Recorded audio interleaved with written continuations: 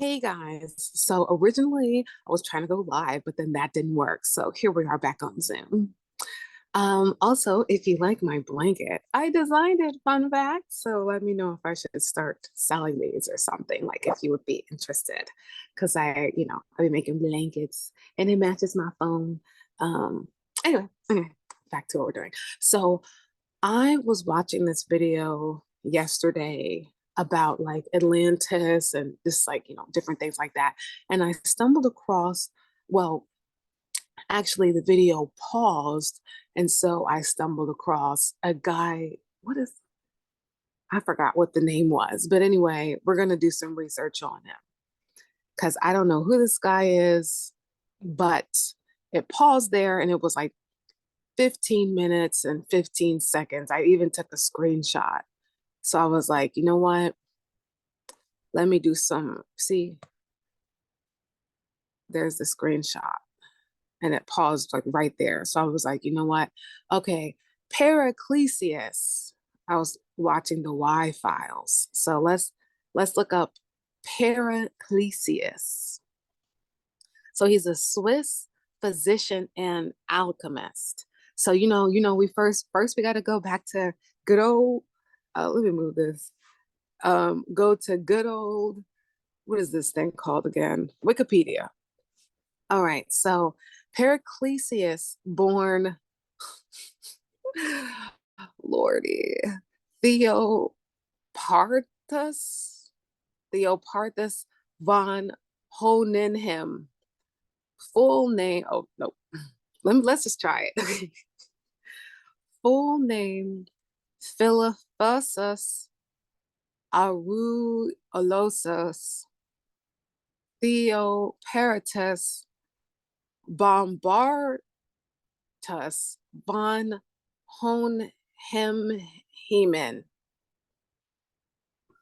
a Swiss physician, alchemist, lay theologian, and philosopher of the German Renaissance. So I already like know what a physician is, but we're going to really dive into that. I already know what an alchemist is and a theologian, but I don't know what a lay theologian is. So we're going to dive into that. A philosopher of the German Renaissance. Personally, I didn't even know that Germany had a Renaissance period. So that's cool to know.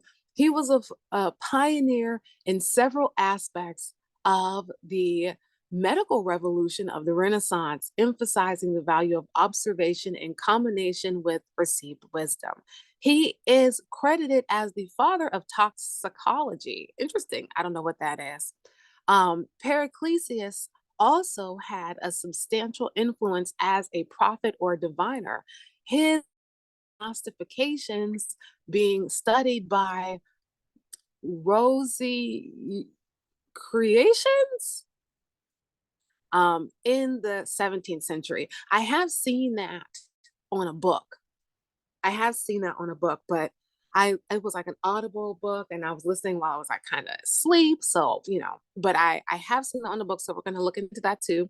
Paracelsianism is the early modern medication is the early modern medical movement inspired by the study of his works.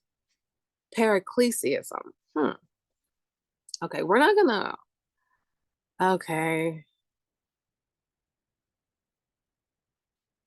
Okay. I want to hear like there's a lot on him.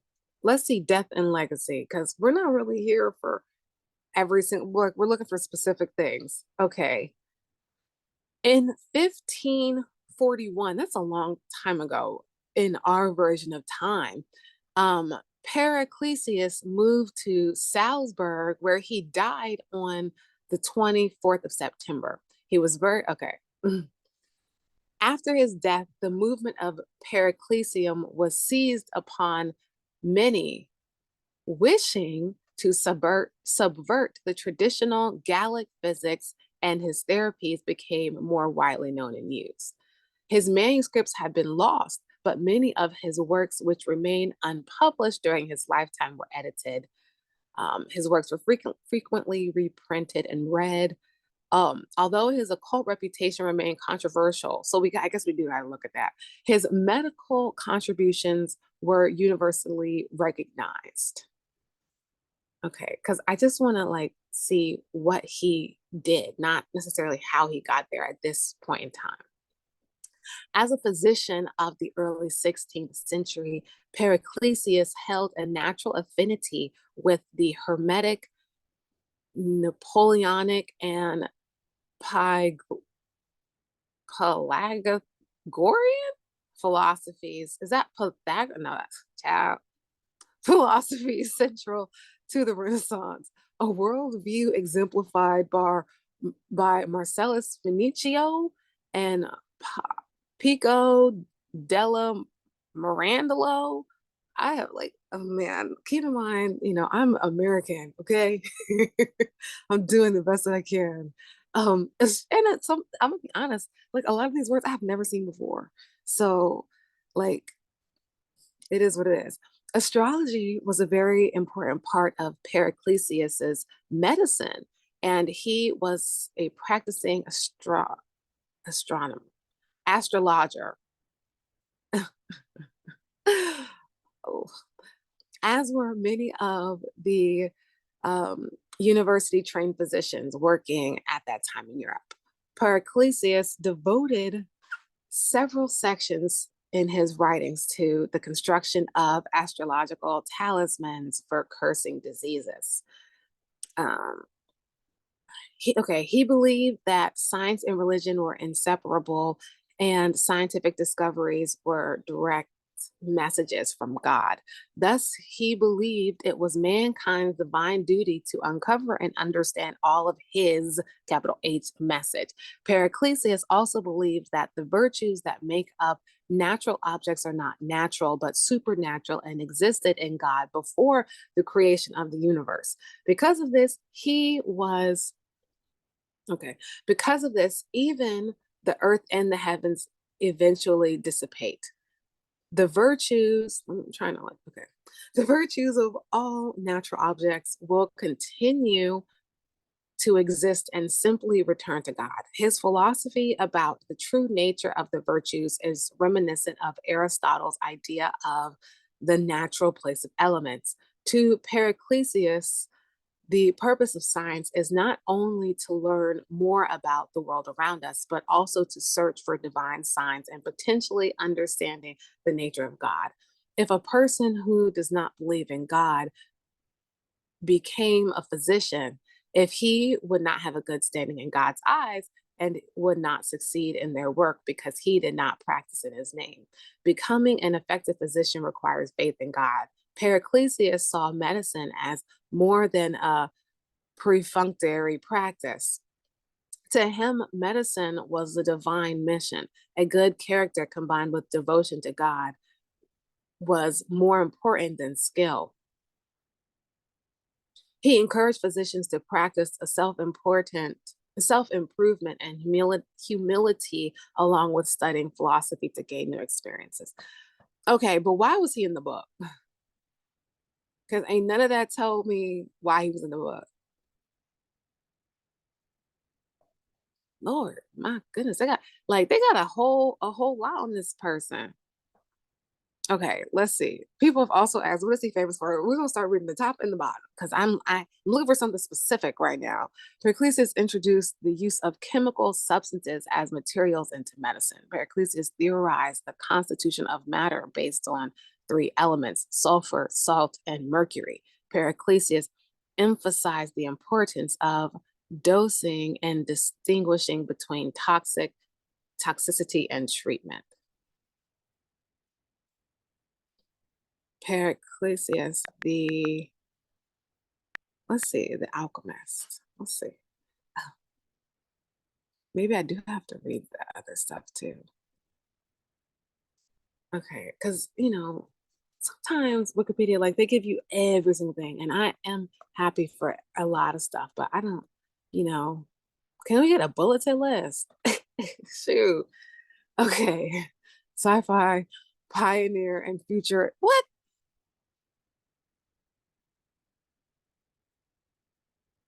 Historian, Bruce Morin reveals the life.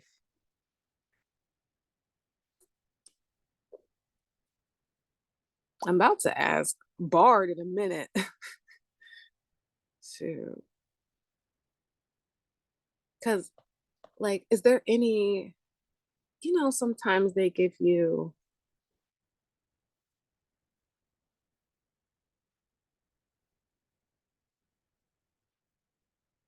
like, they tell you what they did kind of thing. Like, that's what I'm looking for. Like, what was, because, like, I see what that is, but it's not really telling me what I'm looking for. Okay. Little is known about him. Okay. Who took the name Periclesius for himself. So he named himself Periclesius. Like, that's what I want to know. He was the son to a physician and at the age of 16 entered Basel University where he studied alchemy. Okay, so here we go. He was later worked in the mine. He later worked in the mines at Tyrol, where he gained first-hand knowledge of the properties of metals. Interesting.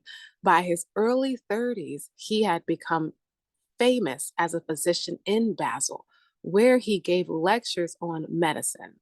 His disputes with the authorities in 1520 were symptomatic of his abrasive and arrogant disputing style and led to his expulsion from Basel. In what? The last year of his life, he settled in Salzburg. He argued that human life could be created through alchemy and believed in the long sought after elixir vitale as a means of infinitely prolonging life free from disease. His lasting contribution to science is the rejection of Galen humor theory of illness. Okay, see, we're getting somewhere. Okay, so first we're going to look up alchemy because what do you mean he studied alchemy? I didn't even realize that that was something that you could like study in school. You know what I mean? Like when I think of school, I think of like business, I think of like biology, chemistry, things like that. Like my college did not have alchemy as a course. It did not have that. So, that's just interesting to me. Okay, especially in its early history. So I don't even know honestly what alchemy is. I know that it's the changing of one thing to another, but honestly, I don't really know what alchemy is. So together, we are going to discover what alchemy is through learning about Periclesius. Okay, get a little wet.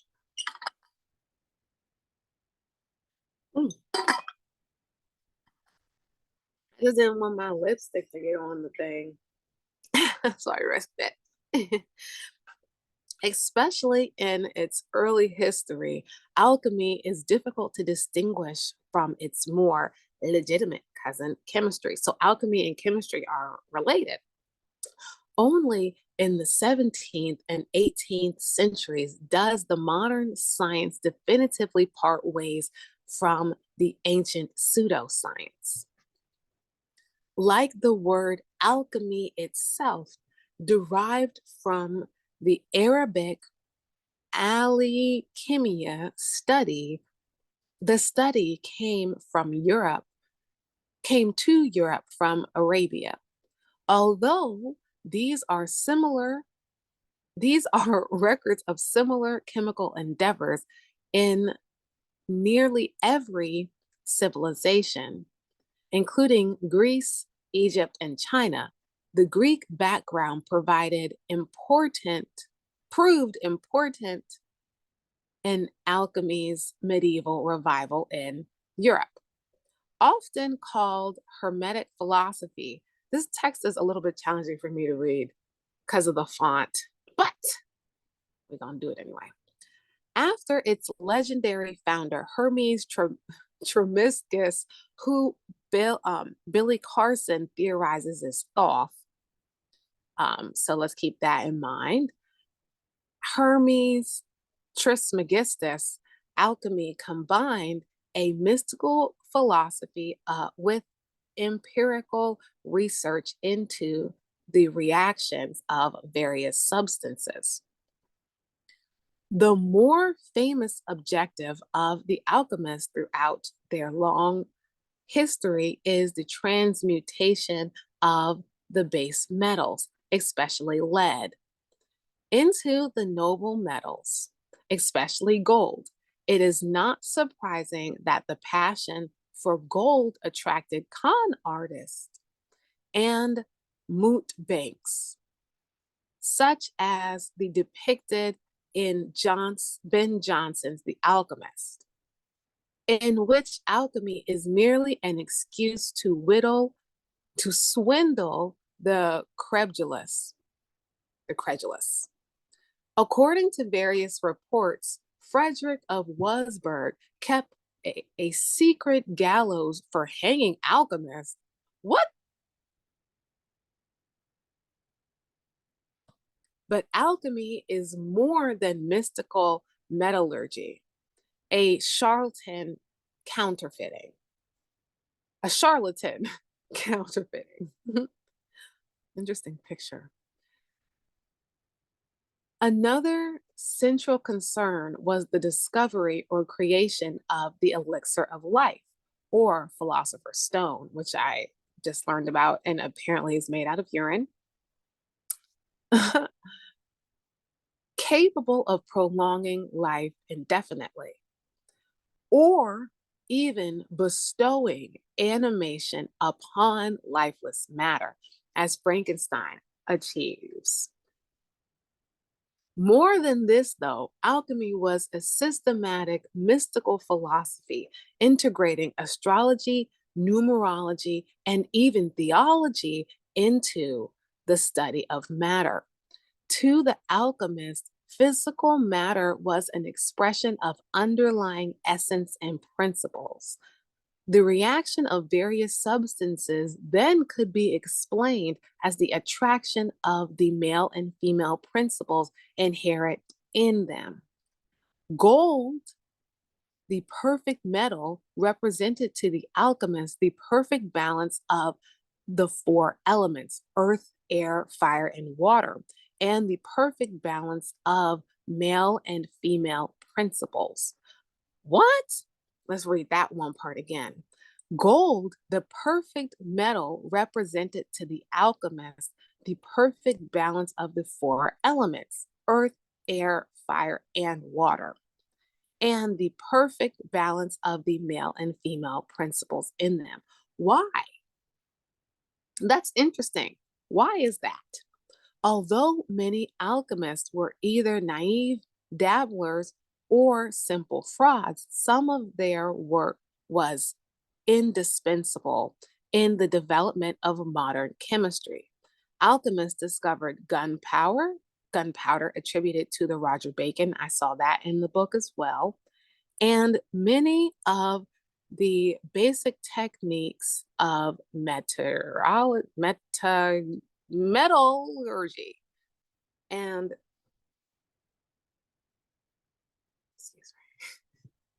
pharmacology. Paracelsus was the first to discover and describe zinc. Victor Frankenstein lists several prominent alchemists among his boyhood reading. So Victor Frankenstein was a real person? Cornelius Agrippa, Paracelsus, and Albertus Magnus. The dismissal by Victor's father and Professor Krimp served to point up the distance the late 18th century saw between the mystics and the modern experimental chemistry as practiced by such scientists. So now I'm first off, I'm going to look up Victor Frankenstein because, to be honest, it usually says search with Google. Oh, because I'm on Safari, not Chrome. So he wasn't a real person. Oh, okay. I was like, wait a minute. Okay, let's go to Cornelius Agrippa. Okay, so he was also a German mystic and alchemist. So I thought that these people were Greek, but they're from Germany. So that's interesting. Agrippa of Nettishim, Nettishim was born of a once noble family near Cologne and studied both medicine and law there, apparently without taking a degree. In 1503, he assumed the name Cornelius Agrippa von Nettesheim, adopting the von to suggest a noble background. 3 years later, he established a secret society in Paris devoted to astrology, magic, and the Kabbalah. Hmm. So, why do people assume other names? Is my first question. Like, why change and give yourself a name? And two, the Kabbalah, hmm, astrology and magic. Yeah, and magic. Okay. His career is diverse. Secret agent. What? Soldier, physician, orator, and law professor in Cologne, Paris, Dole, London, Italy, Pavia, and Metz. What? In 1509, he set up a lab in Dole in hopes of synthesizing gold. So here we go with that gold again. And for the next decade or so, traveled Europe, making a living as an alchemist and conversing with such important early humanist scholars as Colette and Rechiclin. In 1520, he set up a medical practice in Geneva, that's in Switzerland, I think. And in 1512, became personal physician to the Queen Mother of the court of France of King Francis first in Lyons. When the Queen Mother abandoned him, he began practicing, not abandon him, he began practicing medicine in Antwerp, but was later banned for practicing without a license. And he and became historian at the courts of Charles V after several, oh, Charles V, after several stays in prison, variously for debt and criminal offenses. He died in 1535. He was living, he was what? Agrippa's wrote on a great many topics, including marriage and military engineering. But his most important work is the 3-volume Del Occulta Philosophia, written in 1510 and published in 1531. Dang, dang, G. A defense of hidden philosophy or magic, which draws on diverse mystical traditions, alchemy, astrology, Kabbalah, and later work, De Increditu et Ventite Scientiarum, of the certainty and vanity of sciences, attacks contemporary scientific theurgy and practice. Many of his opinions were controversial. His early lectures on theology angered the church. Well, and his defense of women accused of witchcraft in 1520 led to his being hounded out of Cologne. What? Cologne by the Inquisition. Oh, we finna get into the Inquisition, baby. In his own day, Agrippa was widely attacked as a charlatan. After his death, legends about him were plentiful. Some believed some believed him to be not only an alchemist, but a demonic magician, even a vampire. In one account, he traveled to the New World. In 1799, Robert Southey published an amusing ballad on this man. I don't know. Subjectives of his suggestives of his later reputation. I'm just so shocked. His later reputation as as a black as a master of black magic, as well as his susceptibility to gothic trappings. What? I gotta first of all, let's look him up a little bit more. And then let's go to Albertus Magus. Is he quite as salacious? The salacious gossip and tea from back in the day, baby. Oh, right. Albertus Magus. Okay. German, another person from Germany. German monk and alchemist known as Dr. Universalis. Born a noble Born to a noble family in Bavaria, Albertus became, so the Von thing, Albertus became an apparent to the newly formed Dominican order while he was a student at Padua in 1223. After being ordained in Germany, he traveled to Paris and in 1245 became master of theology at the university there. His most famous student was Thomas Aqu- I was going to say Thomas Aquinas, Thomas Aquinas. I mean, same thing. Aquinas, Thomas Aquinas. Yo, Thomas Aquinas, get over here. Okay, we're going to look up Thomas Aquinas.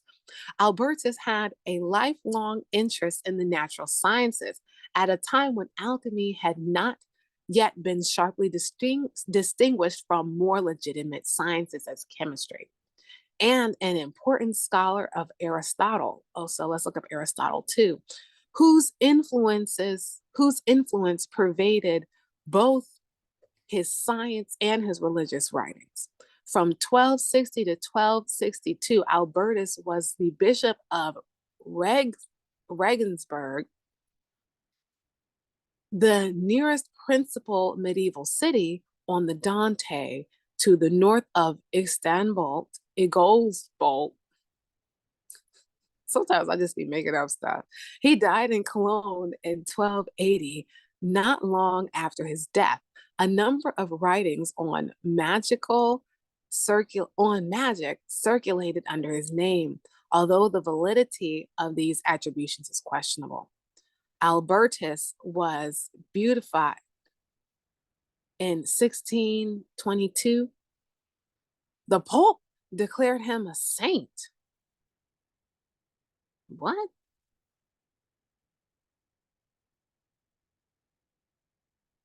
The Pope, see, there goes the Catholic Church again. The Pope declared an alchemist as a saint and a doctor of the church. He named him the patron saint of those who study natural sciences. We're going to have to come back to you, my friend. Let's see. Thomas, he looked like he mixed with something. He looked like he a little black. He looked like he mixed with something. All right, so we got someone different. Italian theologian and philosopher. While still a child, Thomas Aquinas, was placed in the Benedictine monastery at which his uncle was abbot. He later attended the University of Naples and became a Dominican. So, what does that mean? Dominican Faria in 1244. He soon studied under Albertus Magnus in Paris and Cologne in the 1240s. He was named Master of Theology in Paris in 1256.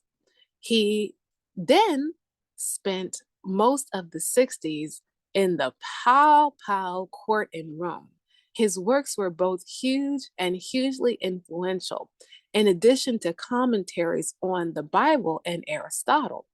He wrote a number of major treatises arguing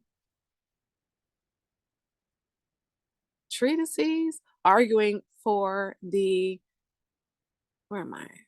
He wrote a number of major treatises arguing for the compatibility of faith and secular learning. Divine revelation could be reconciled with the partly explained by human knowledge. His disavowal of Plato and his dependence on Aristotle marked a sea of change in medieval philosophy and theology.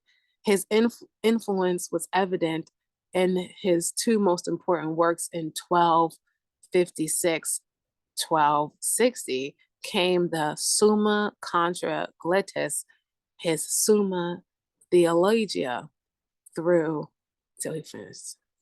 He died and was canonized. Okay, so first off, I want to, because why is he a saint? That's the bigger question. Why the heck is he a saint?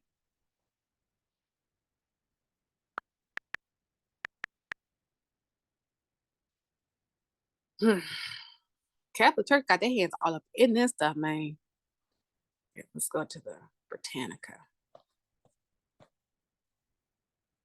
I just want to see how long this is because, you know, I'm like forcing myself to be a reader.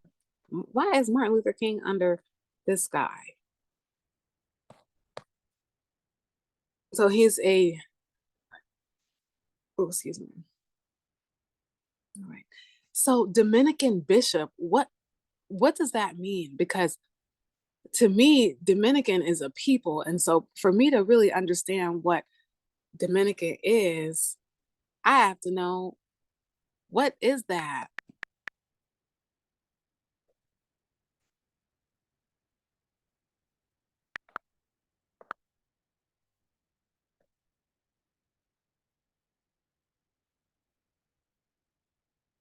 Okay, so let's read this first. See, what's going maybe all right. It's a religious order. Okay. Dominican, because I'm thinking like Dominican Republic is a place, but like what does it know? You know what I'm saying? That's interesting. Dominican, one of the four great mendicant orders of the Roman Catholic Church, founded by Saint Dominic in 1215. So first off, who the heck is Saint Dominic? Okay, because the members include friaries, nuns, active sisters, and lay Dominicans. From the beginning, the order has been a synthesis of the contemplative life and the active ministry. The members live a community life, and a careful balance is maintained between democratically constituted chapters and legislative assemblies, and strong but elected superiors. So it's a voting system. In contrast to the monolithic orders that predate it, the Dominican order was not a collection of autonomous houses. It was an army, okay, of priests organized in provinces under a master general and ready to go wherever they were needed. The individual belonged to the order, not the individual belonged to the order and not any one house, and could be sent anywhere at any time about its business. This innovation has served as a model for many subsequent bodies. Saint Dominic, a priest of Spanish diocese of Osama, occupied his bishop on a preaching mission among the Algibistan heretics of southern France, where he founded a convent oh, my head is itching. In 1260. Partly his converts was served as a community of preachers. From this developed the conception of an institute of preachers to convert the Algibians, which received provisional approval. So they had to convert them from Pope Innocent in 1215. Dominic gave his followers a rule of life. What? Based on the what? That of St. Augustine, and made his first settlement at Toulouse. On December 22nd, 1216, Pope Honorius III gave formal sanction. The novelty of the institute was the commission.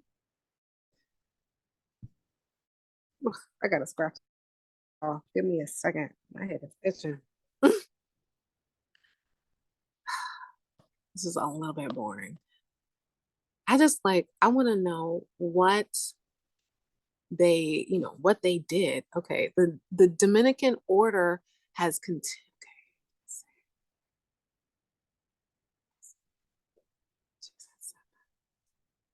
So it's a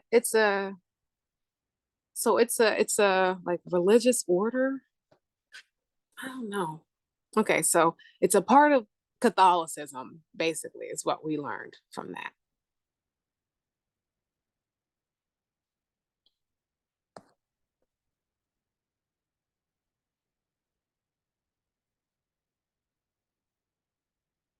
Say, why? Come on.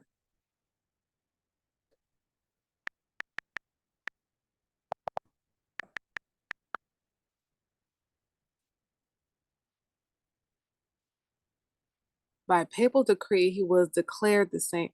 He was the most prolific writer of his century and was the only scholar of his age to be called the Great. The title was even used before his death.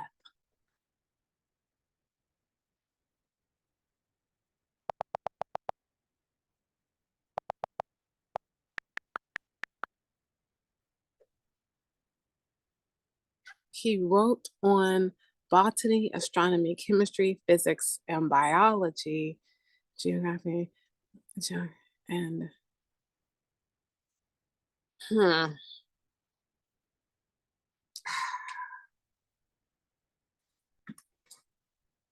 I don't know. Something's missing here.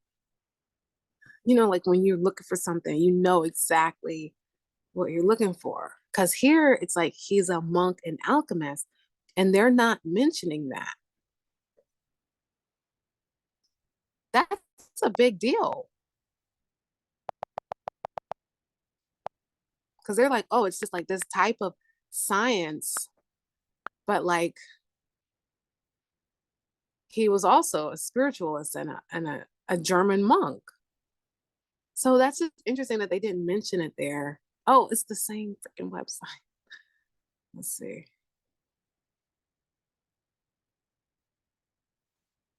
Okay, so he was a Catholic monk. Okay, let's see. The Middle Ages. Okay. Let's see. So, all right. So, interesting facts and information are revealed in the Middle Ages. Um,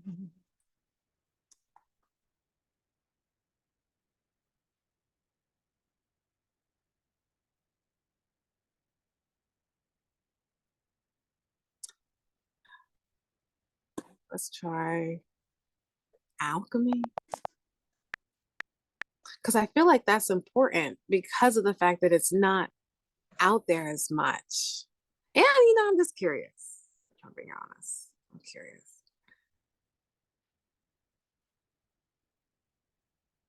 All right. I just want to see, like, how long is this one? Because, sometimes they'd be interested, but the other times it's like, that's like not what I'm looking for. But it's always good to learn something new. An iconic alchemist, an iconic alchemic image shows a tiny figure on top of a mountain. Where?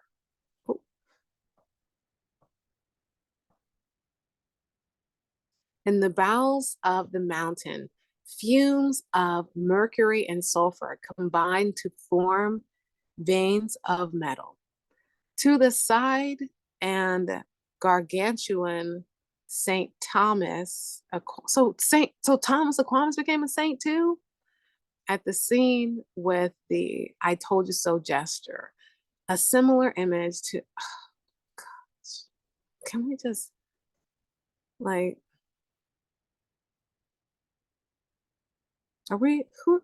Like who is Albert? Is that who we were looking up? Oh, I didn't realize his name was Albert.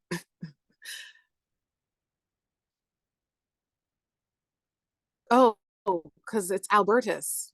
They just, well, why didn't they call him Albertus? Why did they change it to Albert? Maybe that was a nickname. Okay, Albertus was perhaps the most wide ranging thinker in the 13th century Europe. At the time of the great revival of learning was taking place, Greek and Roman classics recovered via the Islamic world, along with, I mean, okay, he wrote a book on minerals. You know what? He's cool, but let's go back to Cornelius.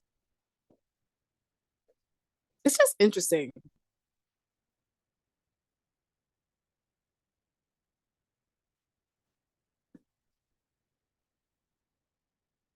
Okay, I'm more interested in like the I guess the magic.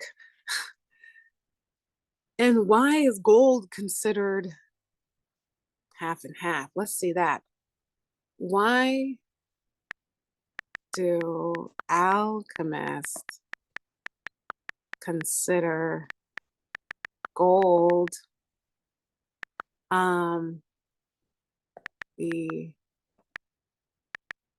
perfect balance?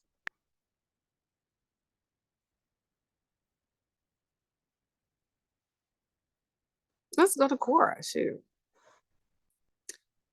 Gold. Oh, gold is one of the seven elements of alchemy. Okay. Gold, silver, mercury, copper, lead, iron, and tin. For alchemists, it represents the perfection of all matter on any level, including that of mind, spirit, and soul. The gold could be used to represent the sun in astrology, the absolute.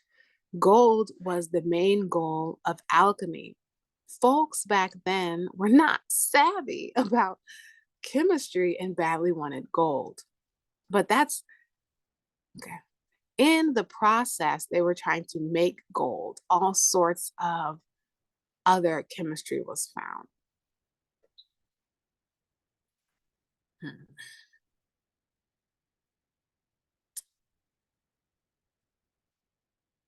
But that's not why.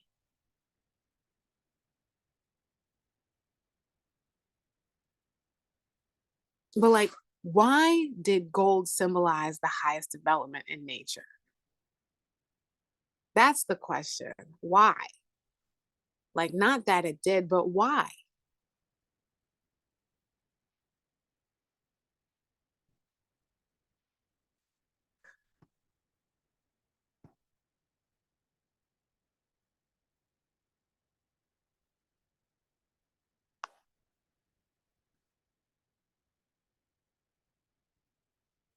From the elixirs of legends to trends.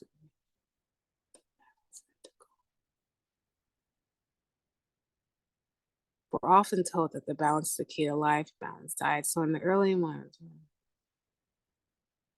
I'm looking for gold.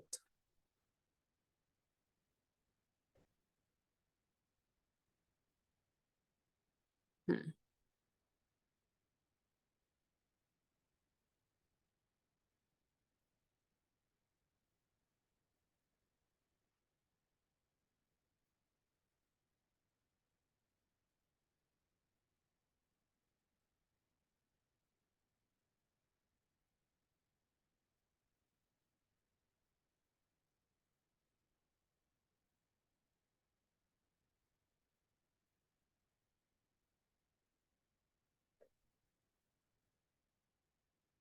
I'm getting sleepy. I was up pretty early.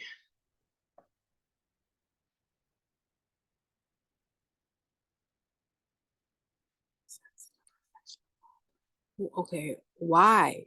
Why? Let's see the profession.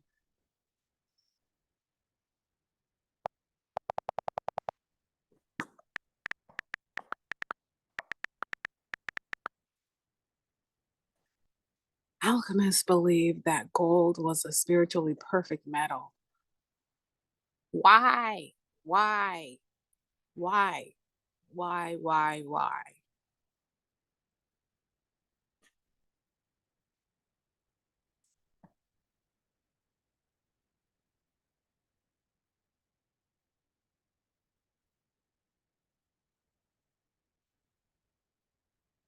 So it's like, are they saying like gold is the sun on earth? Is that what they're saying? Why?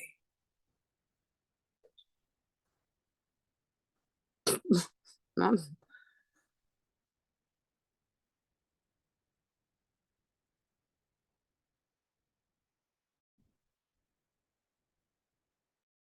So they thought it would prolong life. Gold was, see, I'm thinking that's, maybe I'm conspiracy theorist. And gold was the primary reason that the reptilian Anunnakis came to planet Earth and colonized it in the dim past due to the research for gold, they can process it and get an age prolonged life. Spiritually, there goes the Catholic Church again. Spiritually, my physical gift, Catholic nun friend C and C said it symbolizes the golden aura of the saints. But why the golden aura? Why gold? She said, I'm one step closer. Why? Because she revealed to my sister and me that my aura is deep violet in color. The aura color of the mystics who we are only one step closer to.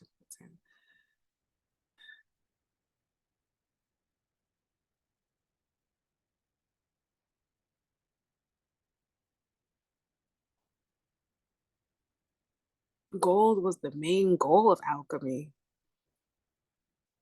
Why? My girl said, I'm gonna answer on every single question. Hmm.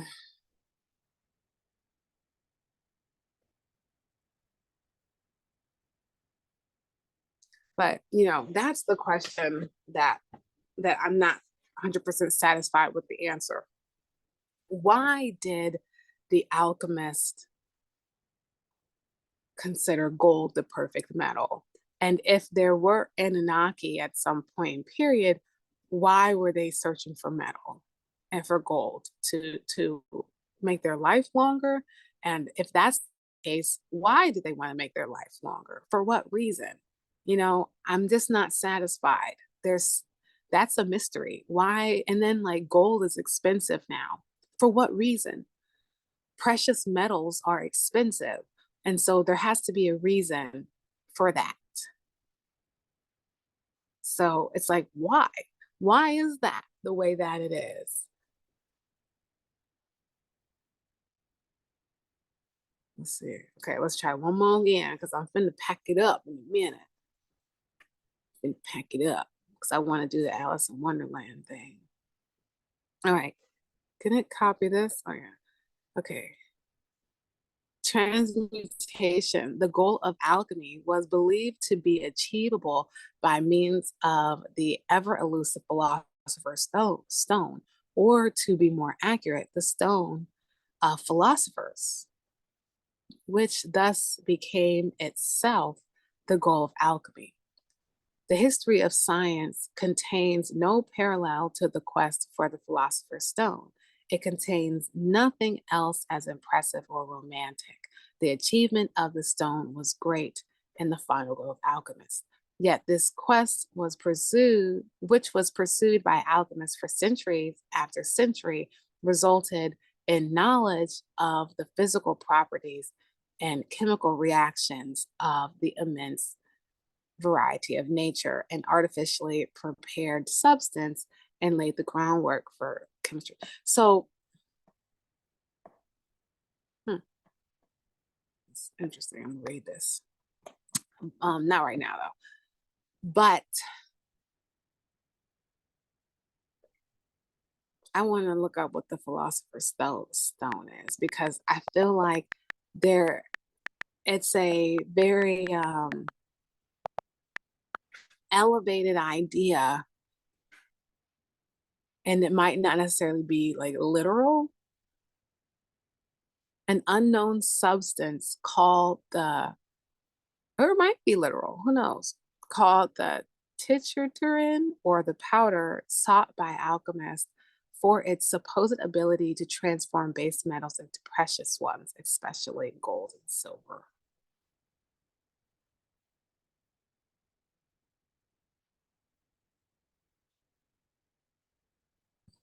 What is an alchemist? Because people always be saying that they're alchemists.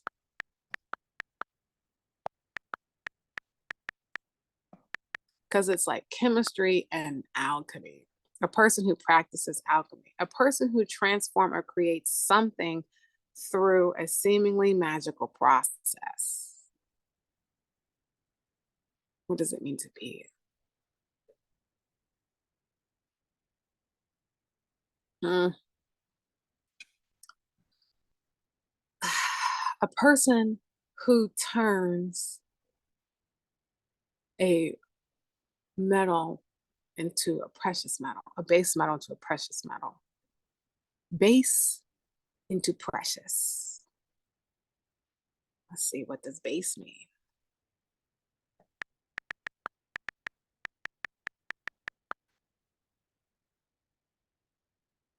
Long part or edge of something, especially concept. I think like base is like not as acidic sometimes, but oh, base metal, a common metal that is not considered precious, such as copper, tin, or zinc. The Tin Man.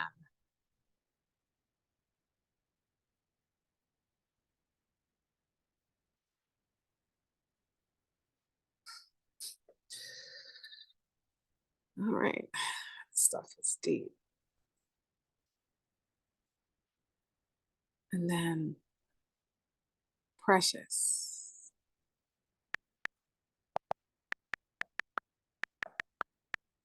No, let's look at precious first.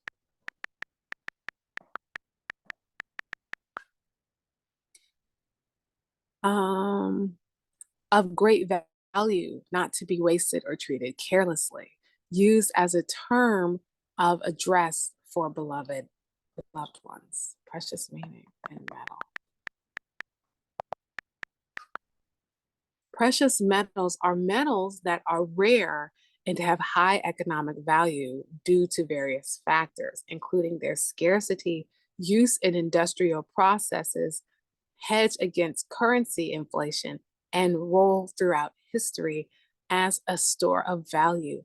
The most popular precious metals with investors are gold, platinum, and silver.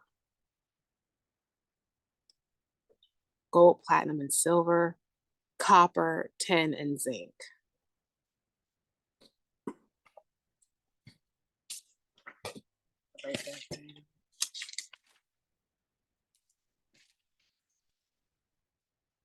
So a precious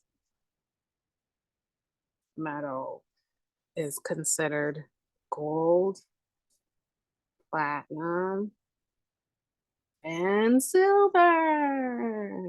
Good job. Base metals,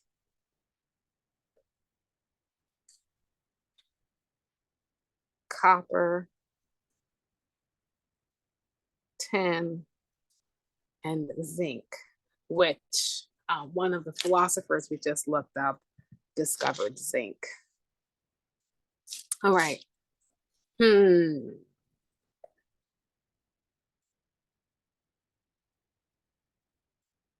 So they're both used in industries and manufacturing.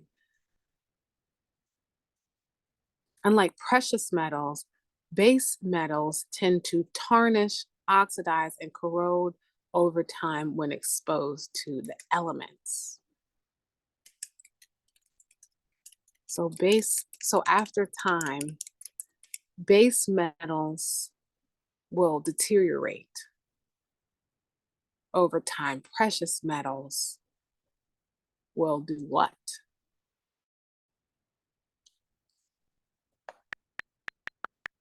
Are they going to stay the same?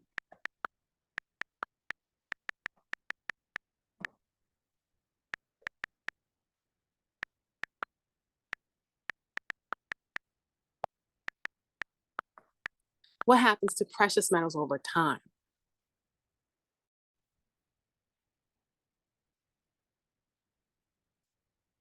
Do they decay? Many metals, such as silver, deteriorate over time. Processes such as corrosion and rust literally eat away at some metals until there's nothing left. However, you don't have to worry about your gold bars gradually disappearing. Unlike other metals, gold never corrodes or tarnishes. Huh.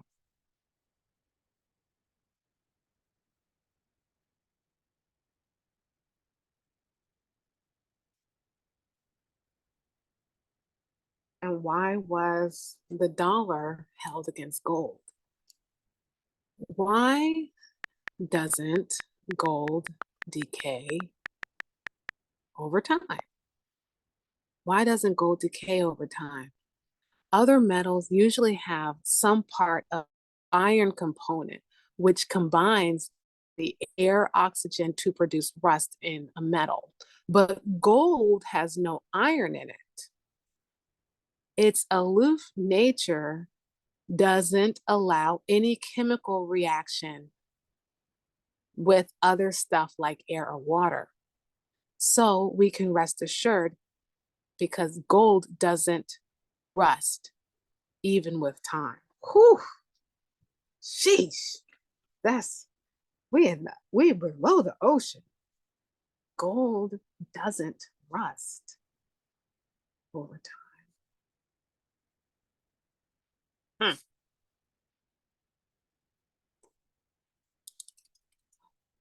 What is iron?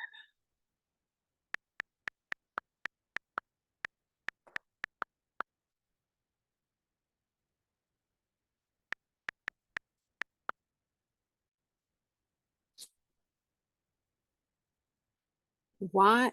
Oh, let's look up why does iron rust?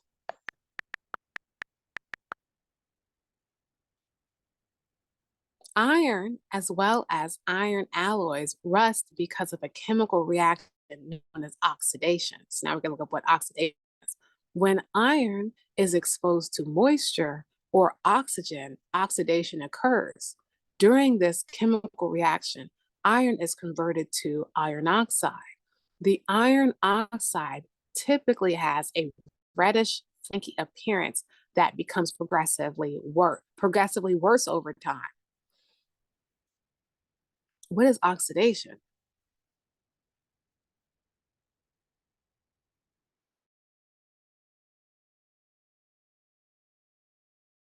Come on, come on. The process of oxidizing or being oxidized. Okay, what does being oxidized mean? Combine or between combined chemical, combined or between, or combine or become combined chemically with oxygen. Okay, undergo or cause to undergo a reaction in which electrons are lost to another species. What does it mean? It combines. What is oxidation in simple words? Thank you. Okay. Oxidation is a process in which a chemical substance changes because of the addition of oxygen. That reaction between oxidation of magnesium. When exposed to oxygen, silicone undergoes oxidization and forms silicone dioxide.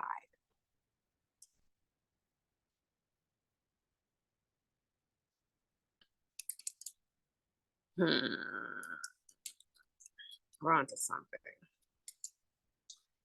Gold doesn't have iron.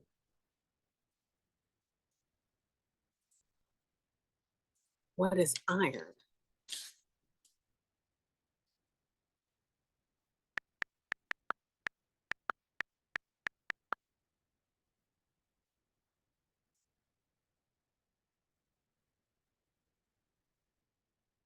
Iron is the most common element on Earth, just ahead of oxygen. Ha!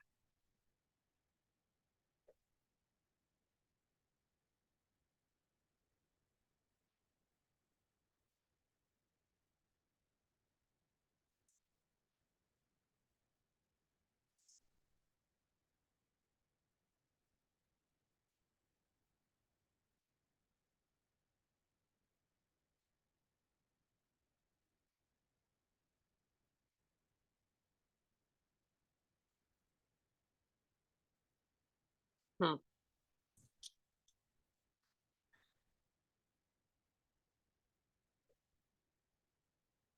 Iron is a mineral that the body needs for growth and development.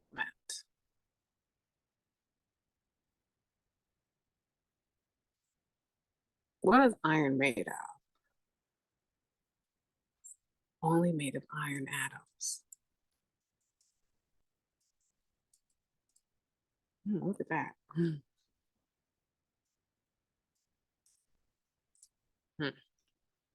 Iron, what is an atom?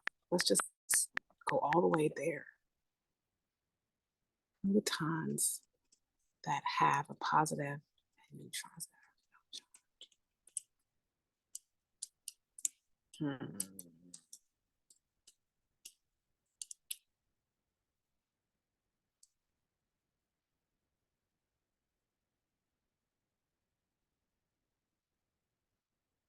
Gold doesn't rust because it doesn't have iron. Gold doesn't rust because it doesn't have iron. And what is gold again?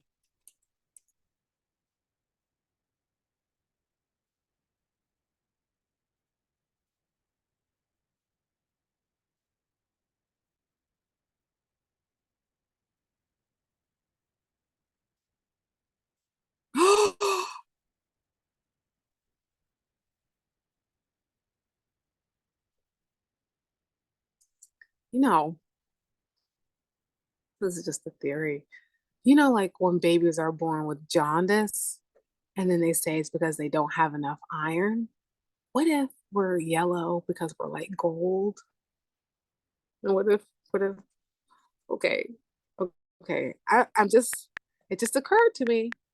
So I'm not saying anything, but I'm just, jaundice.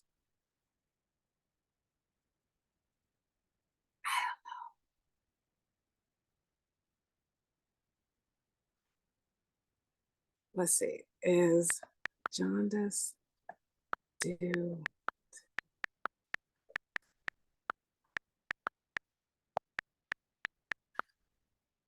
Oh, that's anemia. Okay. Like people with anemia. Oh, okay.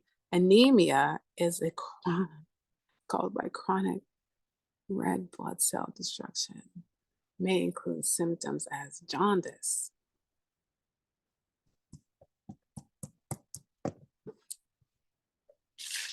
Hmm.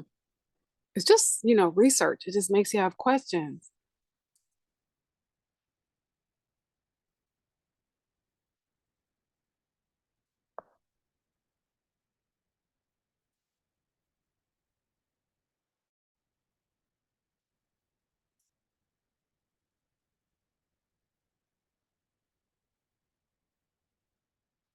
don't know. It's just interesting. Just interesting. Huh. Okay. So gold does not rust because it doesn't have iron. I think we leave it there. Gold does not rust, but it just makes me have more questions. Like, how do we apply that in the, you know, outside of just where we are in the physical? How do we apply that? Gold doesn't rust, and iron is the most common. And iron rusts when oxygen hits it. When oxygen and iron are combined, then iron rusts.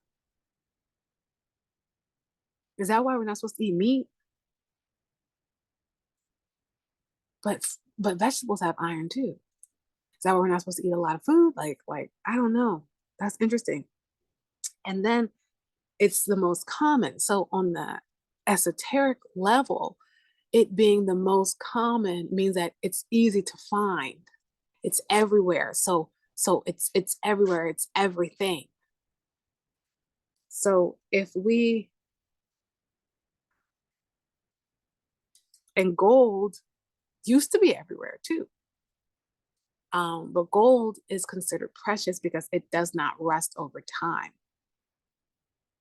And it's not as prevalent in the physical as, so I guess it's like comparing hive-mindedness to singularity and like slight individualism.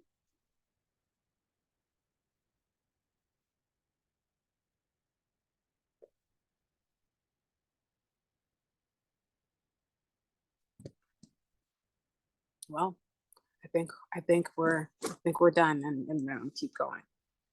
Cause I'm like it's right at the tip of my tongue. I just have to marinate on, why doesn't gold have iron? Is gold the only metal without iron? That's another question. Is gold the only metal without iron?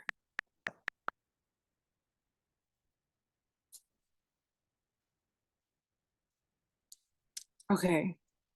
Aluminum, brass, bronze, and copper are non-ferrous metals. These metals contain no iron, which also allows them to be rust resistant. So gold is not the only rust resistant material. One main feature of these metals compared to ferrous are highly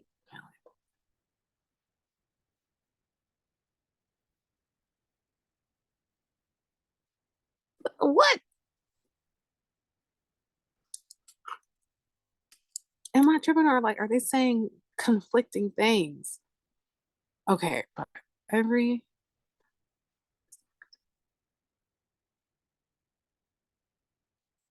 but copper and tin can rust. So maybe it's not the iron. Okay, what metals don't rust? Cause something platinum doesn't rust. Metals that don't rust.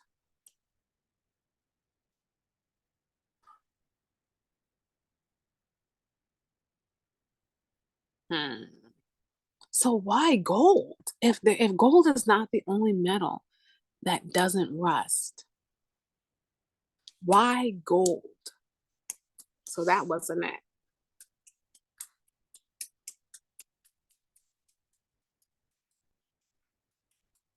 Okay, let's see. What metals, so not just rust, which metals don't tarnish?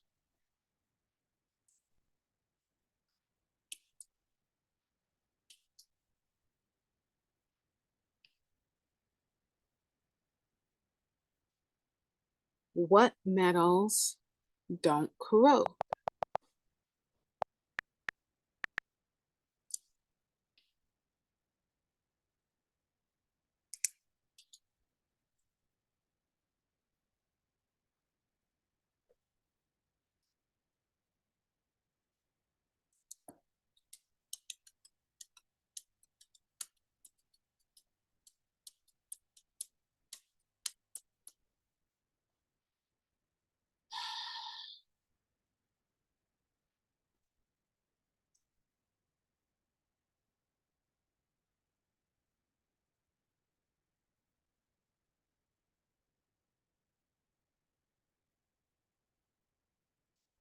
tell. I don't know, man.